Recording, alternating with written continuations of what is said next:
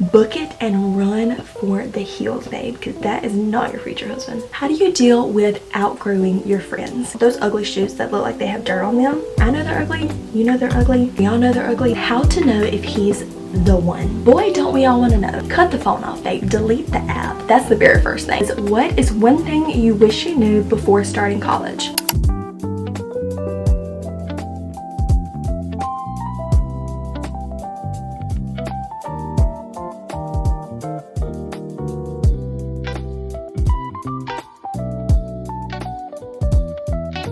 Hey girly pops, welcome back to my channel. In today's video we are going to be getting ready and having some girl talk. So we're going to talk about friendships, confidence, Jesus, relationships, college, all those good things. Grab a drink, grab a snack, and let's go ahead and get into the video. So our first topic is going to be college. Our first question is, what is one thing you wish you knew before starting college? There are so many different things that I could mention, but I think the most predominant one would be that I wish I knew how important it is to have a positive mindset when going into college. I think one of the biggest mistakes that I made when going into college, and one of the things that most largely impacted my first year, was my negative mindset about it. And I really just let my fear and anxiety and nervousness about going away and leaving my family and leaving my boyfriend and my friends, I let the fear and anxiety really take hold of me. And I think that that showed up a lot in my first year. I think that those feelings were a cloud weighing over my first year. So if I could go back in time and if I could tell myself to have a better mindset and to be more positive about it, even if you are fearful and even if you are anxious, I think that that would have really changed the trajectory of my entire first year. Our next question is, how do you know if you picked the right major? This is obviously a question that every single college student asks themselves at least one time, if not 20 times. Speaking on personal experience, I think the way that I knew that I had chosen the right major is because my college classes that were specific to my major kind of confirmed that I was in the right thing. So in the later part of my freshman year and even my sophomore year, once I really started to get into my major specific classes and I really enjoyed them and I really loved learning and I was really eager to learn more, I think that's what confirmed that I was in the right major. And not only that, but when I began to have experiences related to my major, that also further confirmed, yes, this is what I'm interested in, and yes, this is what I can see myself doing for a lifetime, or at least for the next 10 or 20 years. So for example, I am in a research lab that I joined this past semester, and this has been an experience that really confirmed, yes, I'm super interested in psychology. I'm super interested in graduate school and my career as a forensic psychologist. So this isn't directly related to forensic psychology per se. This is not what a forensic psychologist does, but it confirmed that I am very interested in the justice system, very interested in working with children, and I'm very interested in psychology as a whole. So both my classes and my extracurricular activities kind of confirmed that for me. However, I will preface and say, if you still do not know if you chose the right major, that is okay.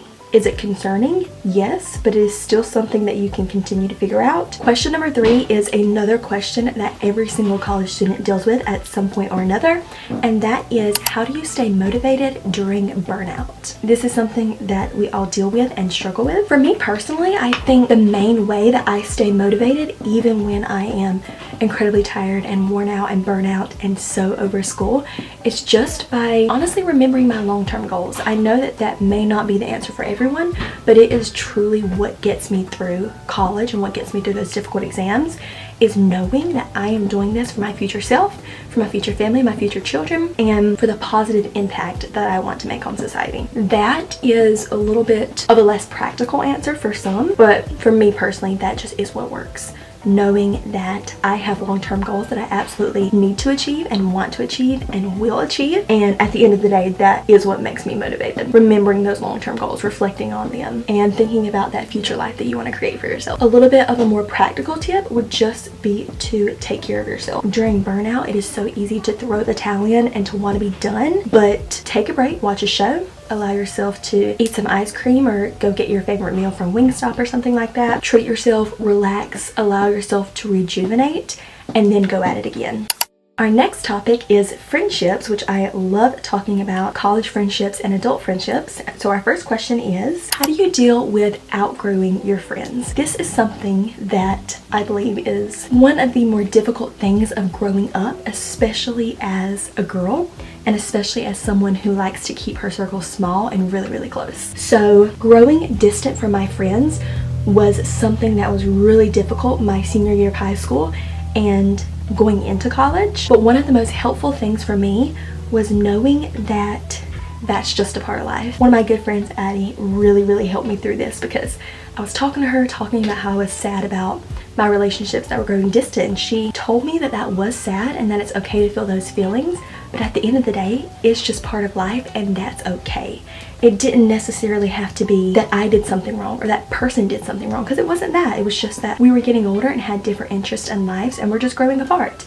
And that is normal and natural at some times in our life. So knowing that, of course it hurts, of course we don't want that to happen, but sometimes it can be inevitable. So I think it was a comfort to me to know that that's just a part of life and it's not necessarily something that you or that person is doing wrong, if that's your individual case. Our next question is, how do you make adult friendships? This is another thing that was really tricky for me going into college. I know I keep saying so many things were difficult, but that first year was rough, y'all. Something that really helped me was being intentional about knowing what type of friend you want to have, and then also going to that place where you will find that type of friend.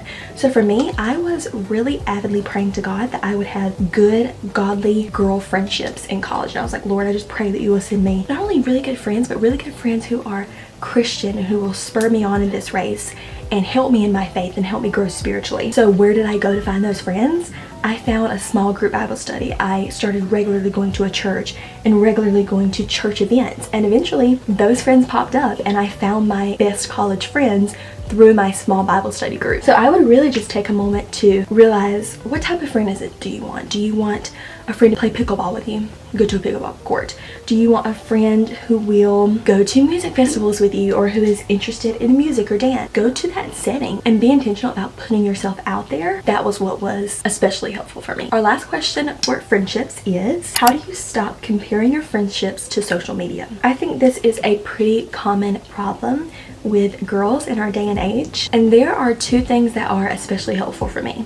The very first thing and the easiest thing to do is just to take a break from social media. If you really struggle with comparing yourself, or you really struggle with self-identity and comparing yourself to others, jealousy, envy, insecurity, whatever it may be, if social media is the source of that, take a moment to just step away from it, because it does not have to be a part of your life and you do not have to subject yourself to that pain or to that hardship. Cut the phone off, babe. Delete the app. That's the very first thing and the most practical thing. The next thing would just be to remind yourself of what you have. I think that social media is so quick to make us ungrateful, and gratitude, I believe, is one of the most powerful feelings in this world, and one of the most effective at making you happy, making others around you happy, and just increasing your overall life satisfaction. So delete that app and be grateful for the friends that you do have, or be grateful just for life at the moment. I know that that may not be something that people want to hear, and know that God is quick to give us the desires of our heart. If they are good,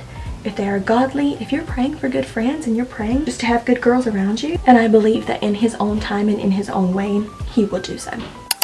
Our next topic is dating and relationships, and our very first question is it okay to stay single in college? I cannot emphasize this enough. Absolutely. There is a very strong societal pressure to date in college, and I understand that to an extent. Obviously, college is a great place to find a future partner, especially at that age, but I do not think you should date just to date, if that makes sense. If you're in college and you find someone great that you could possibly see yourself with in the long term, great, date them. But if you are dating in college solely for the fact of dating just to date, then I think it would be better to stay single in that case. So do not feel bad if you are single and you're waiting for that right person to come around, regardless of how long it takes. That is not futile. That waiting period is not being wasted. Instead, it can be spent on preparing yourself to be the best version of yourself, or to grow your relationship with God, or to grow yourself individually, so when that good person does come around, you can be the best girlfriend or future wife for them. Our next dating question is, what's your biggest dating lesson or piece of advice? Coming from a Christian perspective, I would definitely say to keep God at the center of your relationship, and more importantly, to make sure that your relationship reflects biblical values of love and reflects the biblical values that God intended. I think that we see so much struggle and strife and heartbreak in our society today, in the dating scene or even marriage scene. 50% of marriages in a divorce are country and world struggles with hookup culture and porn,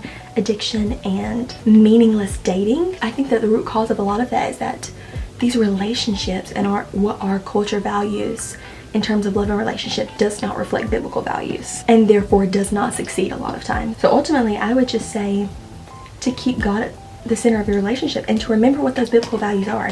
And even for someone who is not Christian, this is important and helpful, because I can't remember off the top of my head if it's 1 Corinthians chapter 13 or 2 Corinthians. Either way, that chapter, the love chapter, talks about what is important in a relationship and talks about how to have a long-term relationship. Let me actually Google it so I don't mess up the scripture. Okay, so it was 1 Corinthians. 1 Corinthians says, love is patient, love is kind. It does not envy, it does not boast, it is not proud, it does not dishonor others, it is not self-seeking, it is not easily angered, it keeps no record of wrongs. Whether you are Christian or not, it is important to have these values of patience, kindness, no jealousy, not boasting, not being prideful, honoring others, loving others, not being easily angered. So whether or not you're Christian or not, it is important to have biblical values in your relationship, and I think that that is the most guaranteed way to have a successful relationship, is for you and your partner to instill those biblical values. Our last question is how to know if he's the one. Boy, don't we all want to know. Don't we all want to know this? Once again, I'm speaking from a biblical perspective. Get used to it. Sorry if you don't like it, but I'm a Christian, so God's gonna come up in every single answer. This is tricky, but I would say, I feel like I could say so much on this, but to make it as simple and concise as possible, the best way to know that he's the one is to have shared values, have shared long-term goals, have a shared vision for the future in terms of family, finances, things like that. I think the number one way to know that he's the one is to pray to God about it, first and foremost, but to also see if you feel a sense of security in thinking about a long-term future with him. So with my boyfriend, for example, when I think about us, I am dating to marry, obviously, as a Christian. I am not dating just to date. He's my first and only boyfriend, but I obviously am dating him with the intent to hopefully marry him in the future. Fingers crossed. But with that being said, when I think about our future together, I don't feel a sense of an impending doom. I don't feel as though, oh my gosh, if we get married, are we going to struggle with this, this, and this? Are these characteristics of him going to show up in our marriage or show up in our family and mess things up or cause problems in the future? When I intentionally be honest with myself and think about the long term, I do not feel a sense of doom or despair or nervousness or anxiety or fear in terms of what it could look like if we really got married. Like, being intentional, not just thinking about marriage as love and fun and honeymoon and wedding, but as the hard stuff. Would I be able to do that really difficult stuff with him? Would I be able to go through the hardest parts of life with him and it turn out well? And would we be able to spur each other on in a biblical way? I think if you ask yourself those questions about your partner and the answer is, I feel anxiety, I feel doom, I feel despair, like it feels like I have some hesitations about that. It's normal to have hesitations to some extent, but if you know deep down in your heart that that would not be right, then I think that he is not the one. At the end of the day, as much as we can deceive ourselves and be delusional and have love goggles, I think we still know deep down whether or not things will work out in the long term. And so I think you have to be honest with yourself and honest in your relationship to look deep down in your heart and say, can this genuinely, truly work out in the long term? Could he be the father of my children? Would he be able to carry me through the grief of my parents dying or my sibling dying or something tragic like that happening in life? Not to be so serious and be super dark, but that's just the reality of choosing your future spouse. Obviously, I want to preface this and say I am literally 20 years old. I've only been dating this guy for 2.5 years. He's my first boyfriend. I'm not the one to ask. I'm just giving my opinion, so please take this with a grain of salt and no one get on me, I beg of you. I'm just giving my personal opinion. Do not take that as the correct opinion. Just my thoughts. Now we're moving on to topic number 4, which is confidence and self-growth. And the question is, how do you stop caring what people think? Once again, something every single person on this earth struggles with. Your favorite influencer, the prettiest girl you know, we all deal with it, babe. So when the God of the universe loves you so much, knows you so well, knows everything about you, knows the most awful things that you've ever done or thought or said, and still loves you so much that he sends his only son to die on the cross for you.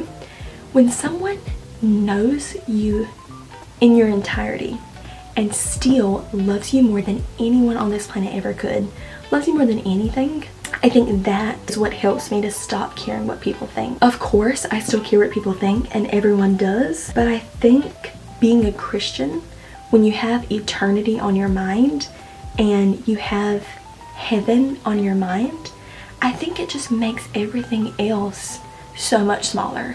And of course, I still get caught up in what my boyfriend thinks of me, what my family thinks of me, what my friends think of me, how you viewers view me and what you think of me, and likes and views and those sorts of things. Of course, I still think that, but it is so much smaller because the God of the universe, who laid the foundations of the earth, knows me completely more than anyone on this earth and loves me. So it's like, why give someone the power to change your mood or hurt your feelings or influence you like negatively? Like, why allow someone to have that power over you when God loves you so much? Like, it's just that when you put it into an eternal perspective or a spiritual perspective, it just diminishes people's opinions. And of course, people's opinions do matter to some extent. It matters what your family thinks, of course, you know, it matters what your friends think on certain things, but in terms of negativity, it's just not worth the time and energy to allow people to hold that weight over you. It's just not worth it. Like, at the end of the day, do not give people that power to bring down your mood or make you feel bad about yourself, especially if it's through online, because online is unreal. Social media is not real. The internet, it's not real. Like, everything is just, it's a simulation, babe. Like, just don't allow people to have that power over you. Our next question is, what makes you feel confident? The number one thing that helps me feel confident is look good, feel good. You know, this is a really short answer just because it's as simple as that. I feel my best. I feel my most confident when I feel pretty or when I feel put together. So whether that's doing a little bit of makeup each day, having my hair done, putting on a cute outfit, putting on some jewelry, whatever that is, I genuinely do feel my best when I feel put together to some extent. So that's just what helps me. Now we are going to move on to topic number 5 before my camera dies. Fun and juicy rapid fire. Unpopular opinion. I think audiobooks do not count as reading. I'm sorry, but to me that's the same thing as a podcast or like listening to a YouTube video. If I listen to a YouTube video, would I say that I'm reading? No, like, it's just not the same. And I think that like reading requires a different type. I'm not trying to sound pretentious by any means because I'm a reader, but I think reading requires a different level of effort that audiobooks do not. So sorry, audiobooks. Listening to audiobooks is not reading. Next we have immediate ick. One of my biggest icks, and what I think girls let slide way too much in today's day and age, is if a guy follows a lot of girls. If the guy that you're interested in or the guy that you're dating follows a lot of girls on social media, immediately no. Immediately no. Book it and run for the hills, babe, because that is not your future husband. Your future husband is not following 800 Instagram models. Something that everyone pretends to like. Luxury items that are visibly ugly, like the Golden Goose shoes, I think they're called. Those ugly shoes that look like they have dirt on them. I'm sorry. People don't like them. They're just a sign of status, and that's just why people like them. Status, quotation mark. I know they're ugly. You know they're ugly. We all know they're ugly, but we know that you had the money to buy them, so that's just why you like them. And that brings us to the end of our little girl talk session. I hope you guys enjoyed this video so much. I had so much fun doing it, so I hope to do this style of videos more often. I love you guys so much, and I'm so immensely appreciative that you watched this. Please like and subscribe, and I'll see you in the next video.